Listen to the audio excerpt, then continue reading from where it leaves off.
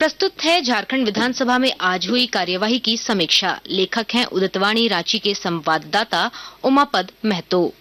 झारखंड विधानसभा के बजट सत्र के 20वें व अंतिम दिन प्रथम पाली में पूर्व जिला परिषद सदस्य सह भाजपा नेता इंद्रजीत महतो उर्फ अनिल टाइगर की हत्याकांड के मामले में सदन की कार्यवाही बाधित रही।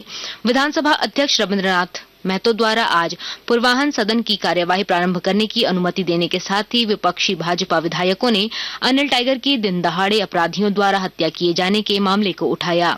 भाजपा के वरिष्ठ विधायक सीपी सिंह ने इस मामले को उठाया और आरोप लगाते हुए कहा कि सरकार अपराधियों को संरक्षण देना बंद करे, जिस पर मंत्री सुदिव्य कुमार सोनू ने जवाबी हमला करते हुए विपक्ष पर ही राज्य में विधि व्यवस्था बिगाड़ने का आरोप लगाया। उन्होंने कहा कि क्या कारण है कि हत्याकांड के अलावा हजारीबाग में सांप्रदायिक घटनाएं हो रही हैं। इसके बाद मंत्री ने वक्तव्य को लेकर सदन का माहौल गर्म हो गया। भाजपा विधायकों ने आसन के समीप जाकर सरकार के खिलाफ नारेबाजी शुरू कर दी। इस पर सत्ता पक्ष के सदस्य भी आसन के समीप पहुंचकर विरोध जताना शुरू कर दिया। इस बीच सदन का माहौल बिगड़ते देखकर विधानसभा अध्यक्ष ने सदन की कार्यवाही दोपहर 12:55 तक के लिए स्थगित कर दी।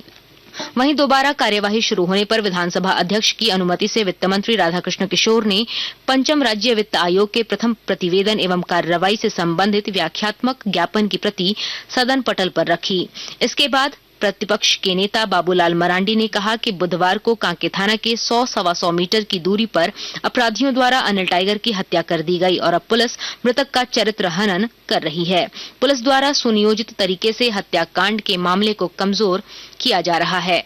उन्होंने कहा कि राज्य की राजधानी में डीजीपी समेत सीआईडी, एसीबी, स्पेशल ब्रांच लगभग पुलिस के सभी विंग में डीजी पदस्थापित हैं। फिर भी राज्य की कानून व्यवस्था इतनी बिगड़ी हुई है। उन्होंने कहा कि राजधानी रांची के एसएसपी को डीआईजी में प्रोन्नति दे दी गई है, फिर भी उन्हें एसएसपी के प्रभार पर रखा गया है।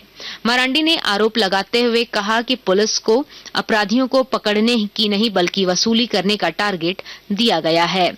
अनिल टाइगर के हत्यारे को लोगों ने पकड़कर पुलिस को सौंपा और अब हत्यारे को पकड़ने का क्रेडिट पुलिस ले रही है। साथ ही उन्होंने विधि व्यवस्था के मुद्दे पर सदन में चर्चा कराने की मांग की।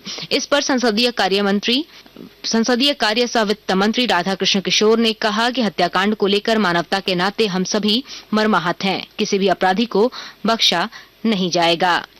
वहीं भोजनावकाश के बाद कुल 43 सदस्यों ने लोकहित के विषयों पर गैर सरकारी संकल्प पेश किया तथा संबंधित मंत्रियों को आश्वासन मिलने के बाद सदस्यों ने अपना अपना अभिस्ताव वापस भी ले लिया। भाजपा विधायक नवीन जायसवाल ने अपने अभिस्ताव में एचईसी की अधिग्रहित सरप्लस भूमि रैयतों को वापस करने और विस्थापितों को आवास आवंटित करने की मांग की, जिस पर प्रभारी मंत्री सुदिव्य कुमार सोनू ने उत्तर देते हुए कहा कि 393 विस्थापितों के लिए बनाई गई मकानों को लेकर तकनीकी अड़चनों को दूर करते हुए आवंटित कर दिया जाएगा, लेकिन एचईसी की अधिग्रहित भूमि को रैयतों को वापस करने का अधिकार राज्य सरकार को नहीं है।